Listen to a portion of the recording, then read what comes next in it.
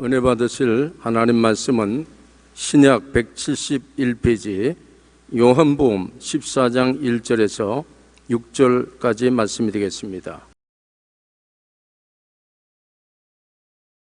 너희는 마음에 근심하지 말라. 하나님을 믿으니 또 나를 믿으라. 내 아버지 집에 거할 곳이 많도다.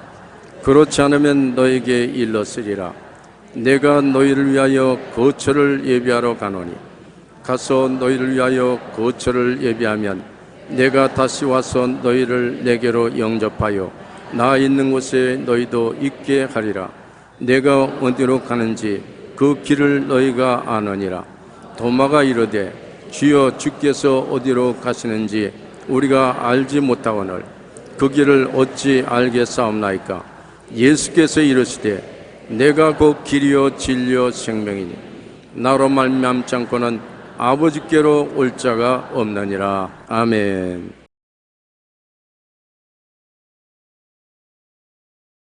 저는 여러분에게 나는 어떻게 살아야 하나 이 제목으로 오늘 말씀을 나누고자 합니다. 세계복음화 운동이 1999년 발표한 통계 자료에 의하면 전 세계 인구의 95.5%가 종교를 가지고 있다고 합니다. 이것은 하나님의 형상과 모양대로 지음받은 모든 인간 안에는 영원을 사모하는 영혼이 있다는 것을 잘 보여줍니다. 그러므로 모든 인간은 본능적으로 그 영혼에서 우러나오는 소원인 종교심을 가지고 있습니다. 이 가운데 기독교는 33%에 불과하고 62.5%가 불교와 힌두교, 이슬람교 등 다른 종교입니다. 그러나 세계 인구의 95.5%가 종교를 가지고 있다는 사실은 모든 사람은 삶에 대한 불안감과 죽음에 대한 두려움의 무언가 영적이고 절대적인 존재자를 찾아 헤매고 있다는 단적인 증거인 것입니다. 종교를 왜 가집니까? 내가 이 세상에 삶에 불안하니까, 인간의 힘으로 헤쳐나갈 수 없는 많은 일들이 있으니까, 초인간적인 능력이 있다는 것을 마음속에 잠재의식적으로 알고 있으므로 종교를 가지게 되는 것입니다. 동물들은 종교를 가지고 있지 않습니다. 그들은 영혼이 없기 때문인 것입니다. 여러분은 영혼이 있기 때문에 잘못된 종교를 가질 수는 있지만은, 그러나 종교는 다 가지고 있습니다. 누구나 살아있는 동안 인생을 어떻게 살아야 하는가에 대한 질문을 반드시 해봐야 되고 또 하고 있습니다. 모든 사람이 아무리 부귀, 영화, 공명에 둘러싸여 있다 해도 그 순간에도 죽음의 열을 향해서 돌진해 옵니다. 언제고 내 이 삶은 종지부를 찍어야 합니다.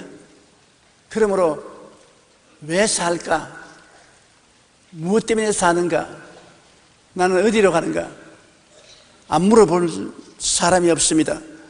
이처럼 누구에게나 죽음이란 삶의 한계점이 주어져 있기 때문에 그 마지막 날에 이르기까지 바르게 살아야만 합니다. 그러기 위해서는 삶의 나침반을 꼭 가지고 있어야만 하는 것입니다.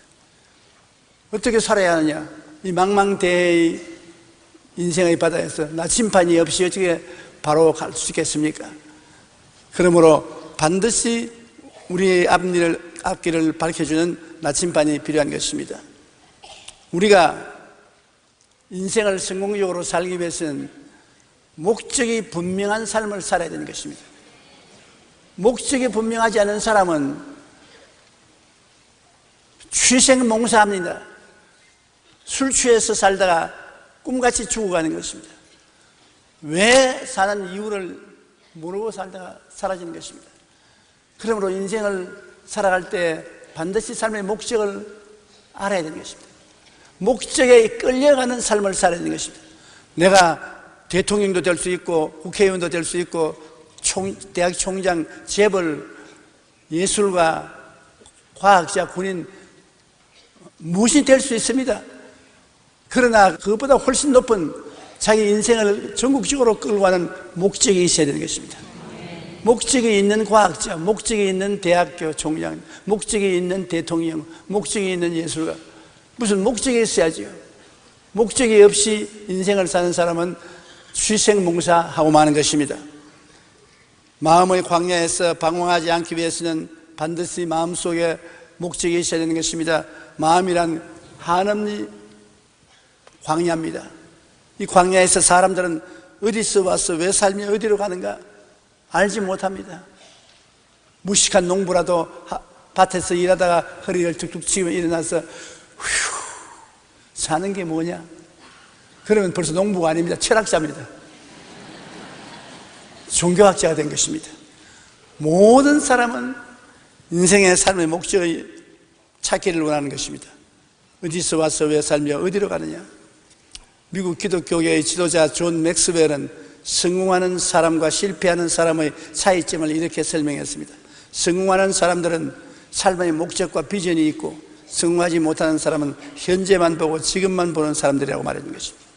성공하는 사람은 삶의 목적이 있어요. 삶의 비전이 있어요. 목적과 비전을 보고 달려가나, 실패하는 사람은 현재 내 발등에 떨어진 불만 봐요. 현재 내 앞만 바라봐요. 목적을 알지 못합니다. 미국 하버드 대학에서 목표가 사람의 인생에 미치는 영향에 대해 조사했는데 그 결과는 이렇습니다.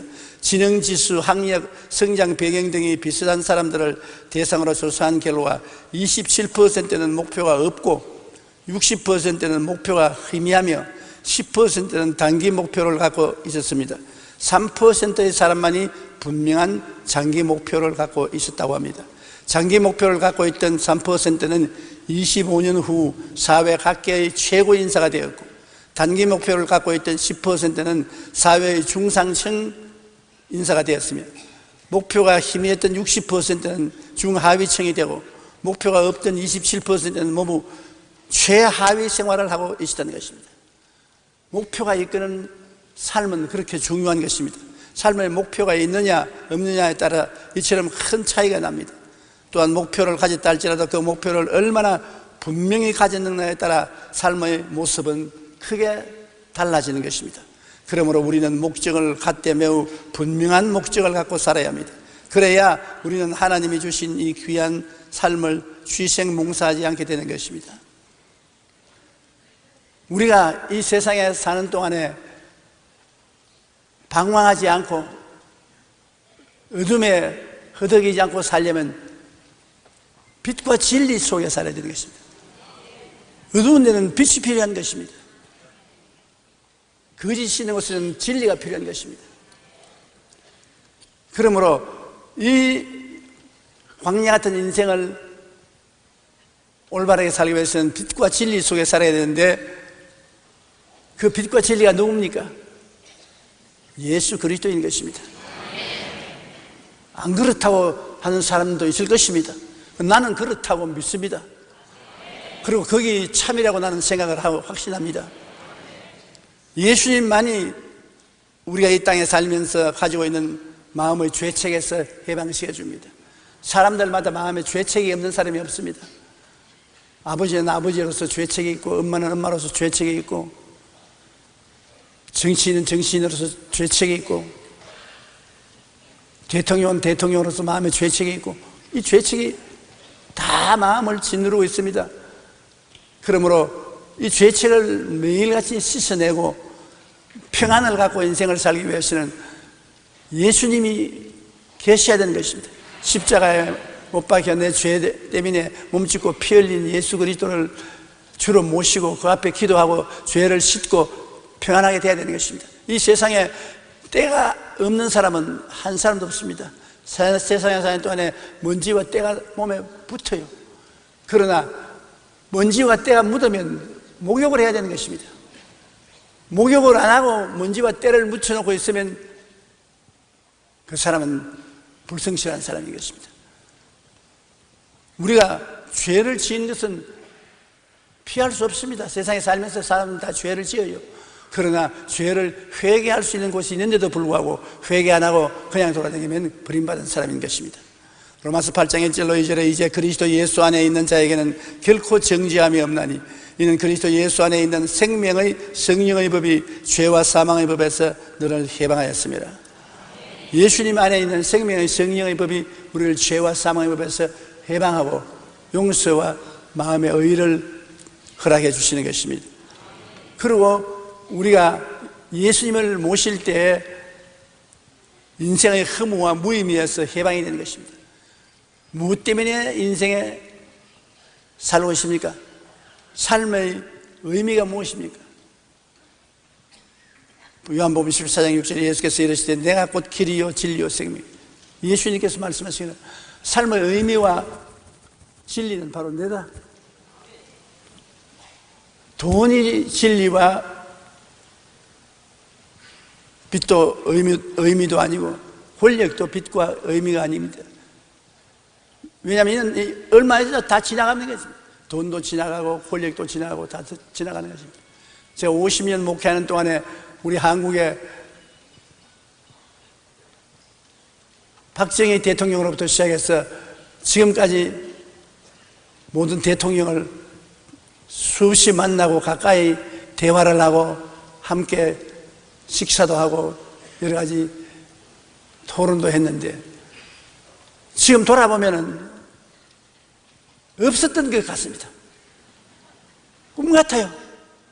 이 세상에 인간은 누구든지 태어나면 사라질 때가 오는 것입니다. 우리가 허무와 무의미에서 헤어나기 위해서는 영원한 생명을 주시는 예수 그리스도를 구주로 모시고 그리스도 안에 살아야 우리가 허무와 무의미에서 해방될 수 있는 것입니다. 예수 안에 있으면 죽었으나 천국에서 살아있으니까 또 장차 만날 터이니까 허무와 무의미에서 해방될 수 있는 것입니다. 죽음을 극복하고 영생을 얻기 위하여 우리는 예수를 만나야 되는 것입니다. 요한복음 11장 25절로 26절에 예수께서 이르시되 나는 부활이요 생명이니 나를 믿는 자는 죽어도 살겠고 무릇 살아서 나를 믿는 자는 영원히 죽지 아니하리니라고 말하는 것입니다. 그러므로 예수 그리스도 안에서 우리는 영원한 가정을 발견합니다. 하나님을 아버지로 부르게 되는 것입니다. 옛날에는 아버지를 몰랐는데 예수 그리스도를 통해서 아버지 앞에 나갈 수 있는 것입니다. 그리스도의 보혈을 통해서 우리가 죄사함을 받고 아버지 앞에 나가서 하나님이 나의 아버지가 되었어 아버지라고 부르게 되고 우리는 하나님의 자녀가 되는 것입니다. 아버지는 우리의 현재와 미래를 보장해 주시는 것입니다. 요한복음 14장 2절로 3절에 내 아버지 집에 거할 곳이 많도다. 그렇지 않으면 너희에게 일렀으리라. 내가 너희를 위하여 거처를 예비하러 가노니 가서 너희를 위하여 거처를 예비하면 내가 다시 와서 너희로 내게 영접하여 나 있는 곳에 너희도 있게 하리라. 예수 그리스도를 믿는 우리들은 이미 미래가 다 준비되어 있는 것입니다. 아버지께서 여러분이 있을 곳을 다 예비해 놓으신 것입니다. 그러므로 마음의 평안을 가지고 살아갈 수 있는 것입니다. 이 세상에 살 집이 없다는 것은 굉장히 슬픈 일입니다. 더구나 이 세상을 떠나서 영원한 세계에 들어갔는데 영원히 있을 곳이 없는 사람은 영원히 버림받은 사람인 것입니다. 얼마나 슬픈 일인 것입니까? 그러나 우리는 있을 곳이 많고 우리 주님이 우리 손잡고 아버지에게 가서 인사드리고 아버지가 우리 위해서 예비한 천국 나원으로 들어가 살게 되니 얼마나 기쁘고 즐겁습니까? 그러므로 그리스도 안에서는 이와 같은 큰 영광이 우리에게 주어지는 것입니다. 미국 시카고에 있는 러쉬 대학 병원에서는 1,200명의 노인들을 인터뷰하며 인생의 꿈과 목적을 질문해 보았습니다. 그 결과 인생의 확실한 목표와 방향이 있는 사람들은 그렇지 않은 사람보다 5년 이내에 사망할 확률이 절반 정도밖에 안 된다는 사실을 알게 되었습니다. 목적이 없고 방향이 없는 사람들보다도 훨씬 오래 살았습니다. 연구원들은 삶의 목적이 분명한 사람들에게는 그렇지 않은 사람들보다도 스트레스를 얻지 않은 호르몬이 더 많이 나온다는 것을 발견했습니다. 목적이 있는 사람 속에는 삶의 호르몬이 나와서 스트레스를 중화시키므로 빨리 늙지 않고 오래 산다는 것입니다. 그러므로 인생을 목적을 가지고 우리가 살아가는 것은 굉장히 중요한 것입니다. 우리는 목적이 분명한 삶을 살아야 합니다. 무엇보다도 빛과 진리 안에서 올바른 삶을 살기 위해서는 예수님을 믿어야 하는 것입니다. 그러면 죄와 허무와 무의미에서 해방되고 죽음을 극복하며 하나님과 함께 참 행복을 누리며 살아갈 수가 있기 때문인 것입니다. 그러므로 우리의 인생에 제일 중요한 것이 앞으로 영원히 살아갈 목표를 분명히 갖고 사는 것입니다. 목표가 이끄는 삶을 살아야 되는 것입니다. 무엇을 하더라도 궁극적인 목표에 보탬이 되는 삶을 살아야 되는 것입니다. 그렇기 때문에 그 나라와 그 의를 먼저 구하라. 그래야 모든 것을 너에게 더하시겠다고 말하는 것입니다. 하늘나라와 하늘의 의를 먼저 구하면 이 세상에 사는 데서 우리가 필요한 무엇을 먹을까, 무엇을 입을까, 무엇을 마실까, 어떻게 할까를 다 더하여 주겠다. 궁극적인 목표가 절대로 필요한 것입니다. 내가 하늘 아버지께 가서 아버지를 모시고 영원히 사는 것이 나의 궁극적인 목표가 되어 있으면 예수님을 통해서 아버지를 믿고 아버지를 찬양하는 것을 내 마음의 궁극적인 목표로 삼고 살면 무엇을 하든지 그 아버지의 도움을 받고 아버지께 영광을 돌릴 수 있는 것입니다. 장사를 하더라도 아버지여 도와주시옵소서. 결국 나 아버지 섬기는 자식 아닙니까? 전쟁이 일어나면 생명을 아버지여 구출하여 주시옵소서. 결국은 아버지를 내가 섬기지 않습니까? 길을 잃어 방황하더라도 아버지여 나에게 길을 이끌어 주시옵소서. 결국 난 아버지의 자식 아닙니까? 궁극적인 목표에 의지하여 살면 마음의 평안을 가고 살 수 있는 것입니다. 그 다음에 우리는 봉사와 헌신의 삶을 살아야 되는 것입니다. 이 세상에 무가치하게 살지 않고 봉사와 헌신의 삶을 살아서 이웃을 내 몸같이 사랑하며 살라고 성경은 말하는 것입니다. 누가복음 10장 27절에 내 마음을 다하며 목숨을 다하며 힘을 다하며 뜻을 다하여 주 너희 하나님을 사랑하고 또한 내 이웃을 내 자신같이 사랑하라. 인간을 사는 목표는 내 생명을 다하여 하나님을 사랑하되 또한 내 이웃도 내 몸처럼 사랑하라는 것입니다. 우리가 이 세상에 이웃 없이 내 혼자 못 살지 않습니까? 남편이 있고 아내가 있고 일가 친척이 있고 이웃 사촌이 있고 우리는 이웃을 떠나서 살 수 없는 것입니다. 그러므로 이웃을 사랑하며 이웃을 섬기며 사는 것이 참 인생을 사는 것이라고 말을 하고 있는 것입니다. 우리는 이웃에 대한 참된 봉사와 헌신의 삶을 살아야 되는 것입니다. 그것이 인생을 사는 가치인 것입니다. 성경에 보면 선한 사마리아인에 대한 이야기가 있습니다. 어떤 사마리아 사람은 여행하는 중에 거기 이르러 그를 보고 불쌍히 여겨 가까이 가서 기름과 포도주를 그 상처에 붓고 싸매고 자기 짐승에 태워 주막으로 데리고 가서 돌보아 주니라. 그 이튿날에 그가 주막이 주인에게 데나리온 2를 주며 이르되 이 사람을 돌보아 주라. 내 비용이 더 들면 내가 돌아올 때 갚으리라 하였으니, 어떤 사람이 예루살렘에서 여리고로 내려가다가 강도를 만나서 강도들이 그 옷을 벗기고 때려 거의 죽은 것을 버리고 갔습니다. 예루살렘에서 왜 여리고로 내려갔습니까? 여리고에는 농산물이 풍부하게 잘 됩니다. 농산물을 예루살렘에 가서 팔고 도로 여리고로 내려갈 때는 돈을 많이 가지고 나갑니다. 그러므로 도둑놈이 기다리고 있다가 돈을 빼앗기 위해서 그 사람을 죽입니다. 한 사람이 거의 죽게 되었는데 아무도 이 사람을 돌봐주지 않습니다. 제사장이 지나가다가 그 사람 보고 왜 조심해서 다니지 무하다가 강도를 만나 어디마다 죽게 되었나 고개를 썰어서 흔들고 지나가 버립니다. 성전의 일을 돌보는 레위인도 와서 보고 고개를 흔들고 총총거리고 가버립니다. 그러나 사마리아인, 유대인들이 개로 취급하는 사마리아인이 그곳을 지나다가 이 사람을 보고 그는 짐승에서 내려서 그가 가지고 있는 것이라는 기름과 포도주밖에 없으므로 포도주를 부어서 소독을 하고 기름을 부어서 유하게 만들고 자기 옷을 찧어서 붕대를 만들어서 감고 그리고 그를 자기 짐승에 싣고 주막에 가서 주막 주인에게 돈을 주면서 잘 돌봐 주시오. 내가 일을 보고 돌아올 때 부비가 더 들었으면 내가 갚아주리다. 굉장한 선을 베풀었습니다. 그때 예수님께서 이 말을 하시고 누가 이 사람이 참된 이웃이 되겠느냐? 말할 필요 없이 선한 사마리아인인 것입니다. 이 사마리아인은 사람들에게 인정을 받지 못하고 욕을 얻어먹고 무식하고 천하다고 했지만은 그런 마음에 이웃에 대한 사랑이 있었습니다. 동정이 있었습니다. 이웃이 고난을 당할 때 자기의 것을 가지고서 도와주는 것입니다. 이웃의 무관심한 제사장과 레위인은 참 이웃이 아닌 것입니다. 로마서 12장 15절로 16절에 즐거워하는 자들과 함께 즐거워하고 우는 자들과 함께 울라. 서로 마음을 같이 하며 높은 데 마음을 두지 말고 도리어 낮은 데 취하며 스스로 지혜 있는 체 하지 말라.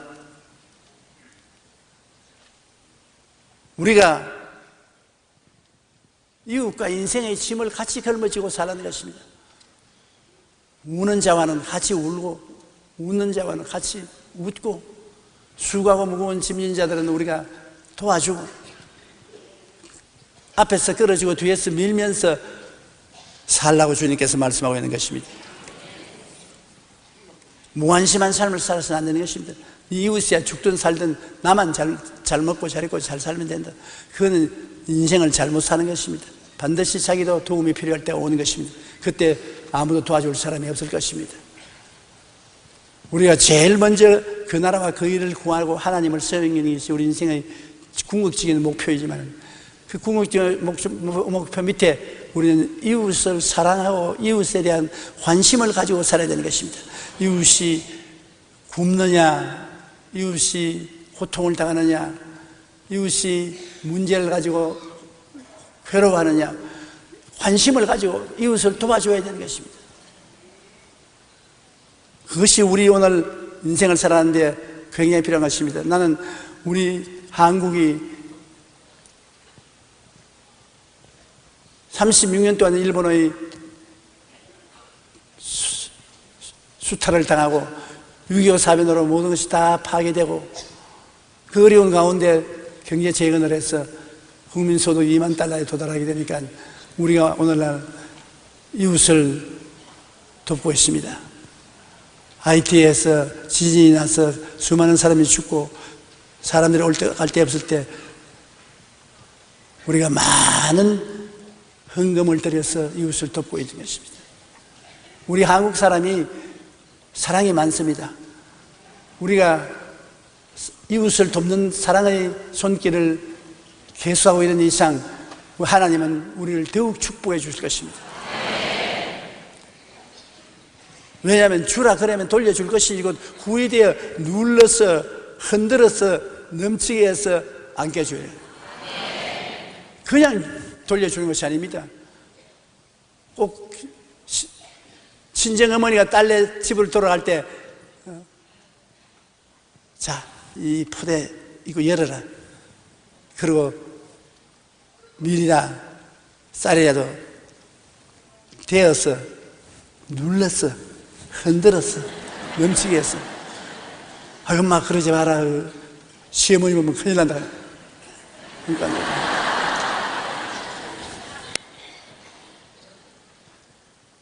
하나님은 그러한 하나님이신 것입니다. 우리가 사랑과 행복 나누는 삶을 살고 있지 않습니까? 사랑과 행복 나누기 운동을 통해서 이 사회의 밑을 들여다보면 가슴이 아파 견딜 수가 없습니다. 제가 2년 동안 은퇴하고 난 다음 사랑과 행복 나누기 운동을 하고 있지 않습니까? 헐벗고 굶주리고 병들고 고통당하는 사람이 너무나 많습니다. 그런데 너무 무관심의 대상이 되어 있는 사람들이 많습니다. 우리가 가서 고통을 함께 나누어주고 사랑을 함께 나누어주면 얼마나 기뻐하고 좋아하는지 몰라요. 마태복음 25장 35절로 40절에 내가 줄일 때 너희가 먹을 것을 주었고 목마를 때 마시게 하였고 나그네 되었을 때 영접하였고 헐벗을 때 옷을 입혔고 병들었을 때 돌보았고 옥에 갇혔을 때 와서 보았느니라. 그때 의인들이 말하기를 주님 언제 주님이 줄이고 목마르고 나그네 되고 헐벗고 병들고 옥에 갇혔습니까? 내가 이 적은 한 사람에게 한 것이 바로 나를 위해서 한 것이다. 무인정하고 무지하게 사는 사람은 주님 언제 주님이 줄이고 목마르고 나그네 되고 헐벗고 병들고 옥에 갇힌 것을 보았습니까? 우리 그런 못 봤는데요. 이 적은 사람 한 사람에게 안 해준 것이 내게 안 해준 것이다. 그러므로 우리 이웃과 예수님과의 관계가 다 되어 있습니다. 왜냐하면 믿는 자나 믿지 않는 자나 다 주님이 창조한 인생이기 때문에 우리 주님과 연관성이 있는 것입니다. 우리가 이웃 사람을 도와주는 것은 바로 예수님을 도와주는 것입니다.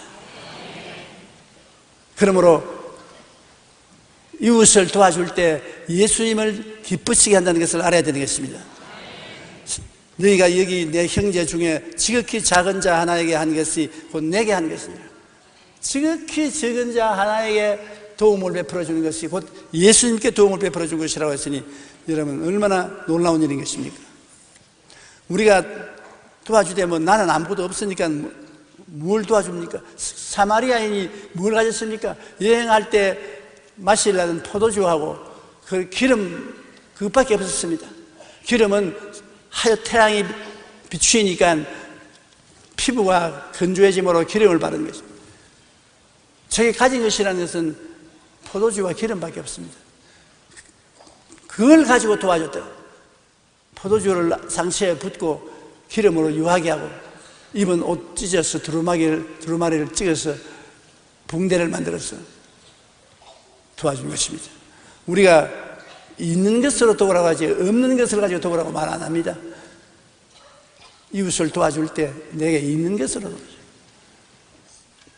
광야에 나갔을 때 남자만 5,000명, 부유자 기만 명이 왔을 때 예수님이 저들에게 먹을 것을 주라고 하지 않았습니까?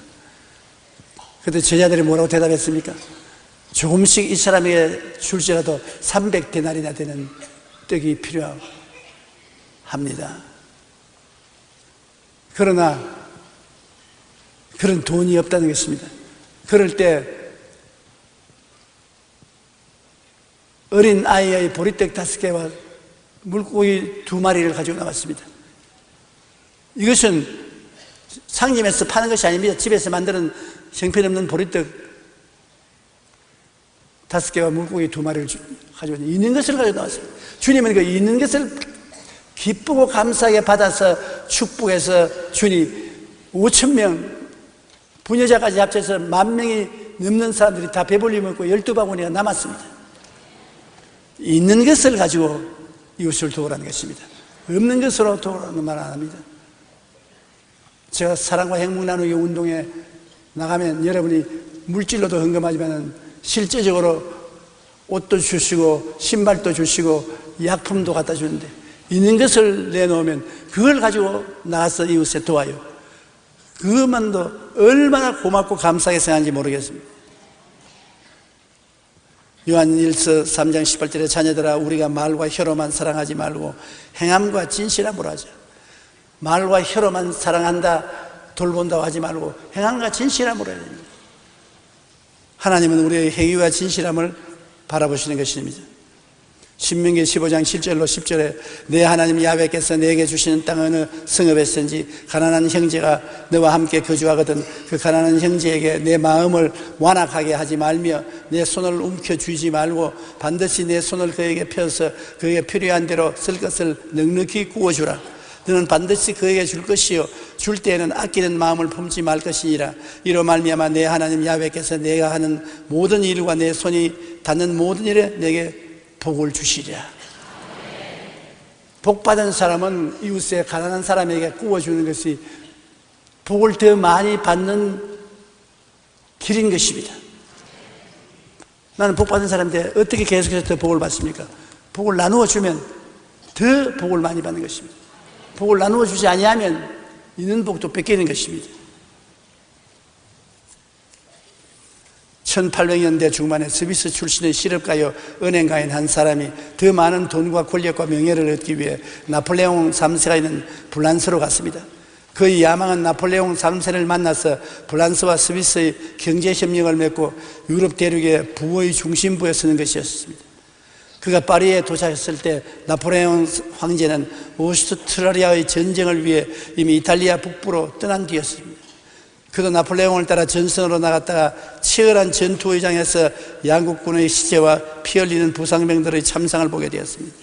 며칠 후 그는 이 전장을 떠나면서 그동안 한 번도 생각해 본 적이 없던 새로운 꿈을 갖게 된 것입니다.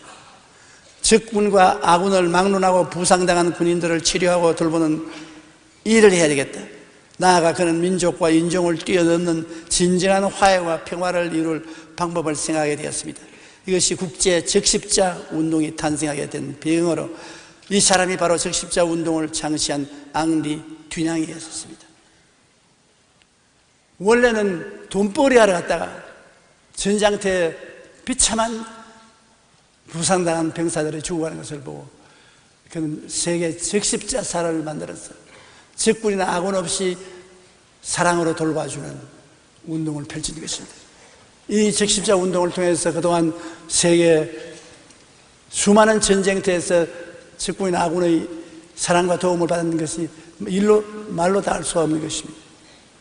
자신의 부와 권력을 위해 치열한 전투가 벌어지는 전장에까지 뛰어들었던 그는 죽어가는 사람들을 보면서 인생의 올바른 의미를 새롭게 깨닫게 되었던 것입니다.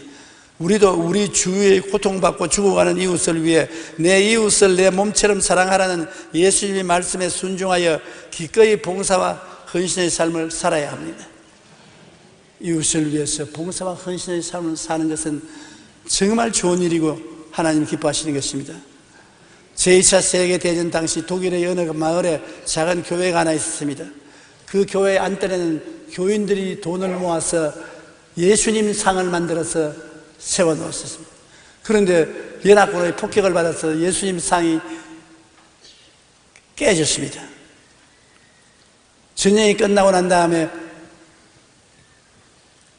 잿더미에서 예수님의 상을 이렇게 보니 두 팔이 끊어져 버렸습니다. 두 팔이 잘려나간 예수님의 몸뚱아리만 있는 동상을 갖다 놓고 교회에서 토론이 벌어졌습니다. 이것을 깨뜨려서 새로운 동상을 만드느냐, 아니면 팔 두 개를 만들어서 갖다 붙이느냐, 안 그러면 팔 없는 예수님 동상을 그대로 세우느냐. 격렬한 토론할 끝에 교인들이 동의하는 것은 팔 없는 그리스도의 동상을 그대로 세우자. 그러고 나면 그 밑에 이런 글을 적어 놓자. 주님은 팔이 없습니다. 당신의 팔이 필요합니다. 주님은 당신의 팔을 통해서 사랑을 베풀기를 원합니다. 당신의 팔을 빌려주십시오. 그 글자를 적어놨습니다. 그 동상에 서 있는 사람마다 그 동상을 보고 자기 팔을 봤습니다.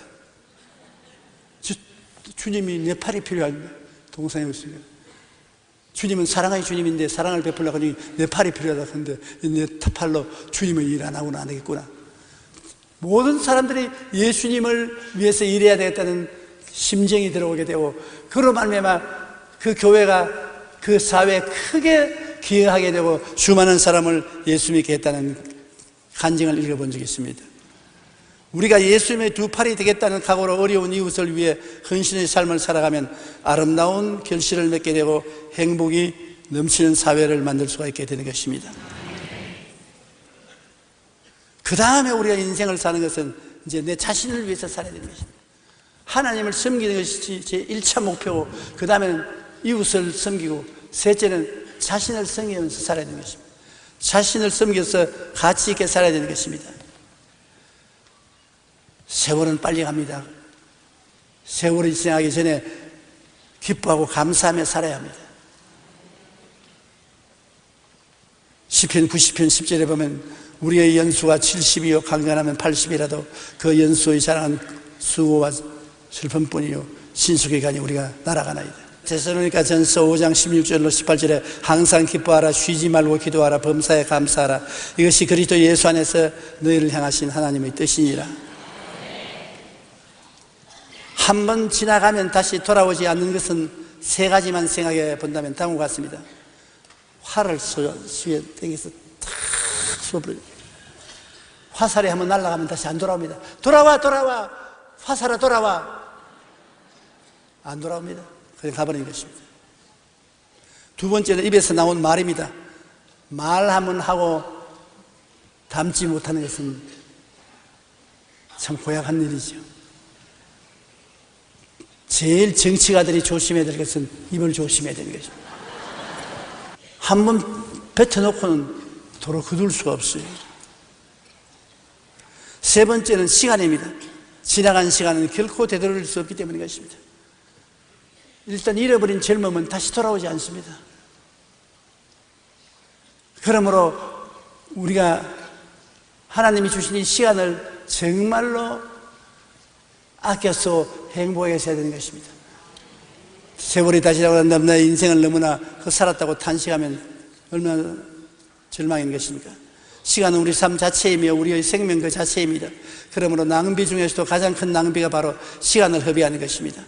에베소 5장 16절로 17절에 세월을 아끼라 때가 악하니라. 그러므로 어리석은 자가 되지 말고 오직 주의 뜻이 무엇인가 이해하라.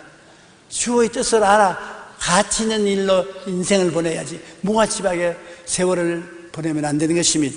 우리는 시간을 아끼고 나를 향한 주님의 뜻을 분명히 깨닫고 살아야 합니다. 이것이 지혜로운 삶입니다. 우리가 가치 있게 살기 위해서는 언제나 기뻐하고 감사하면서 살고 주어진 일에 최선을 다하고 살아야 되는 것입니다. 주어진 일에 최선을 다하고 산다는 것이 우리가 자기가 정말 후회하지 않고 사는 인생인 것입니다. 자기 주어진 일을 최선을 다하지 않고 낭비하고 보내버렸다면 나중에 크게 후회하지 않습니까? 주어진 일에 최선을 다해서 살아야 되는 것입니다. 저는 50년 목회를 뒤돌아보면서 마음에 후회가 없는 것을 감사하게 생각합니다. 왜냐하면 50년 동안에 보통 사람은 5번 5년간 휴가를 가집니다. 그런데 나는 한 번도 휴가를 가진 적이 없습니다. 50년간에 70만 성도를 만들기 위해서 자고 깨고 모시고 휴가고 했다가는 그거 못해요. 밤도 없고 낮도 없고 아침도 없고 저녁도 없고 겨울도 여름도 없이 뛰어야 되는 것입니다. 그때는 괴로움을 하는데 지금은 지나고 보니까 휴가 갔다가 와서 사는 저나 휴가도 못 가고 목회한 나나 같아요. 그때 나보고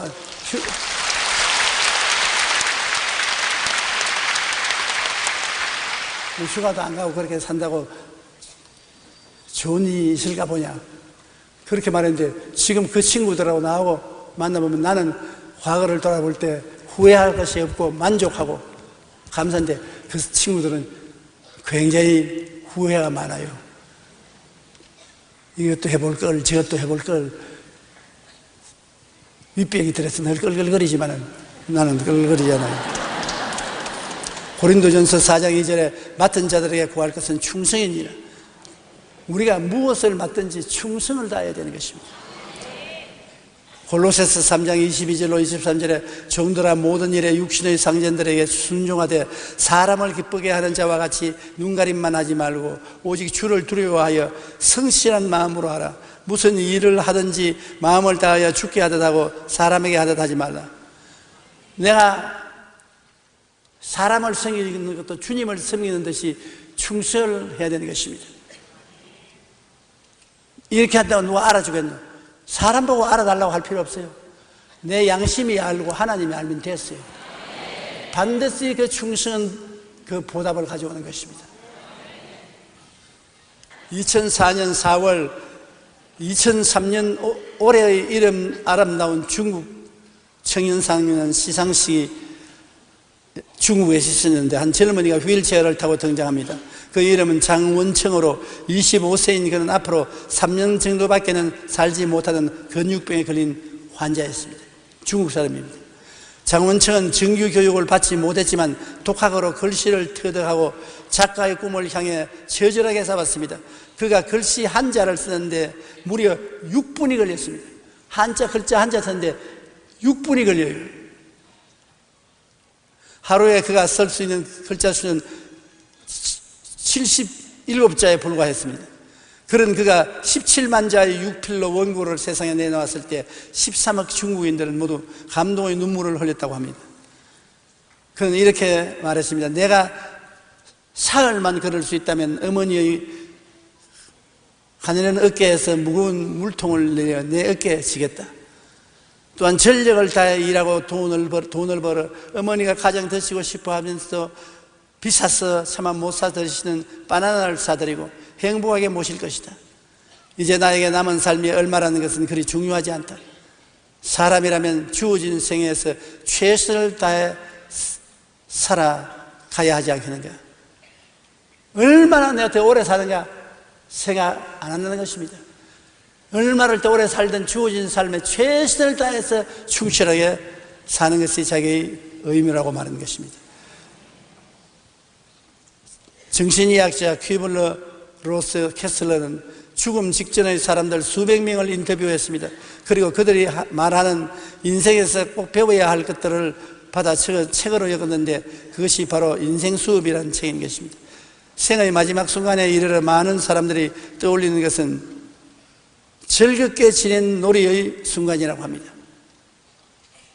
죽을 때 마지막 기억나는 것이 인생을 살 때 즐거워했던 그것이 마지막 기억이 난다는 것입니다.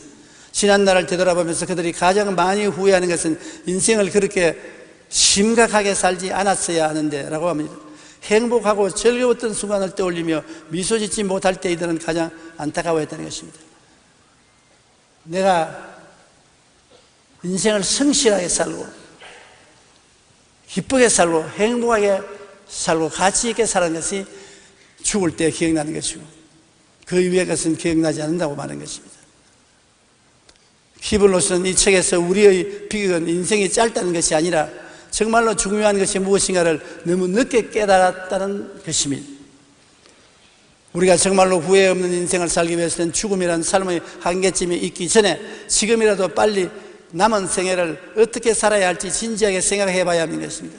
우리가 만족하고 행복한 삶을 살려면 우선 사는 목적을 분명히 안 후에 어려운 이웃을 위해 사랑과 행복을 나누는 봉사와 헌신된 삶을 살아가야 하고 항상 매일 기뻐하고 감사하며 주어진 삶에 최선을 다하고 하나님의 이름을 빛내는 삶을 살아야 합니다.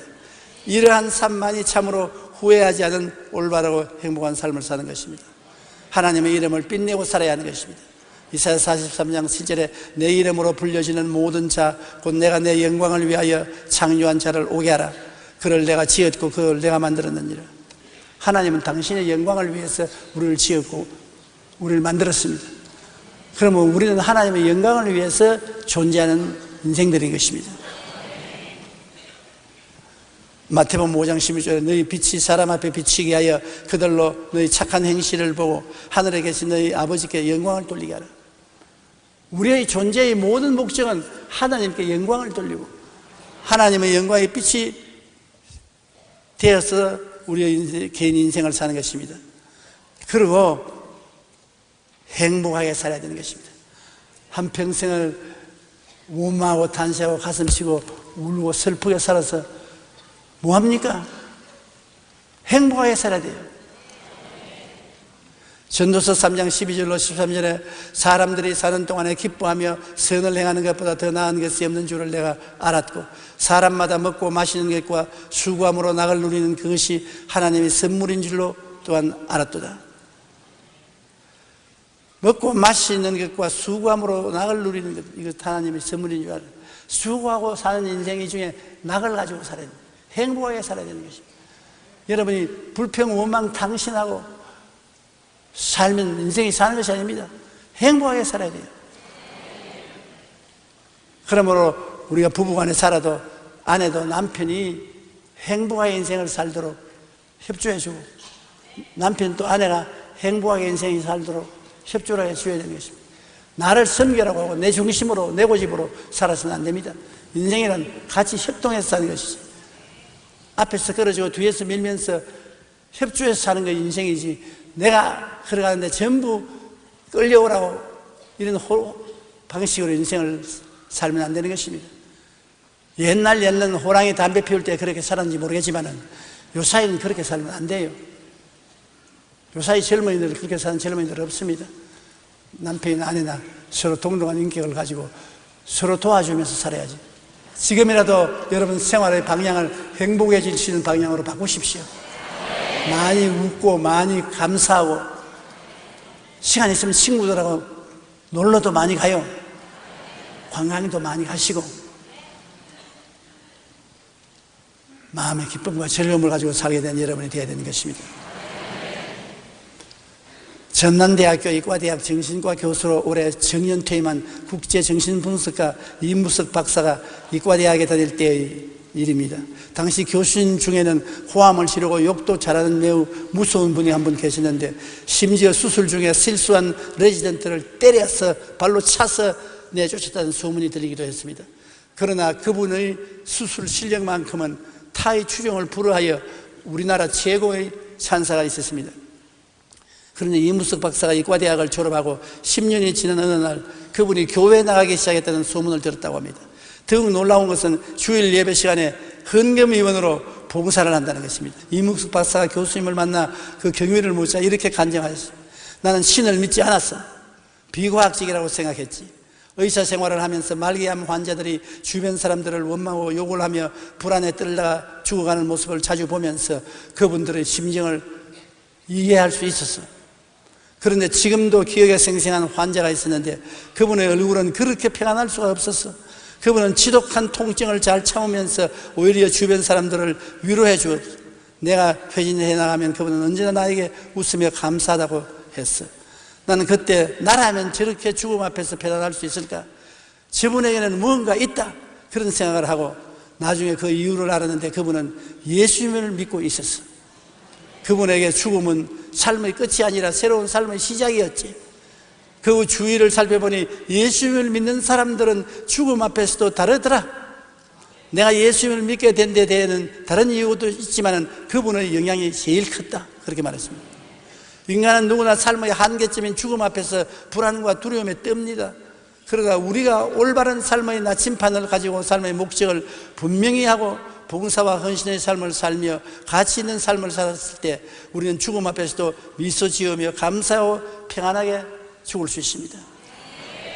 안 죽으면 이게 제일 좋은데, 그런데 죽는 것을 어떻게 합니까? 다 죽거든요. 사람은 어찌할 수 없이 죽는 것입니다. 한 번 죽는 것은 정한이지요. 죽고 난 다음에는 심판이 있습니다. 그러나 예수님께서 우리에게 뭐라고 말씀하셨습니까? 나는 부활이요 생명이니 나를 믿는 자는 죽어도 살겠고 살아서 믿는 자는 영원히 죽음을 보지 않느니라. 증명하시오. 당연히 그 말했으니까 증명하시오. 당당히 증명했지요. 죽은 나사로를 죽은 지 나흘 만에 썩은 냄새가 나는데 무덤에 있는 것을 나사로야 나오라, 나왔습니다. 자기 자신이 죽어 무덤에 들어간 지 사흘 만에 일어났습니다.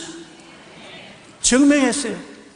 예수님 안에서는 죽어도 살아도 주를 믿는 자는 영원히 죽지 않는다. 그러므로 오늘 예수 믿는 여러분은 죽음은 쇼에 불과한 것입니다. 걱정할 것 없어요. 지금 이미 예수 믿었으니 얘는 죽음이 없습니다. 상황의 변화에 불과하지. 육의 사람이 영의 사람으로 변화된 체험에 불과하죠.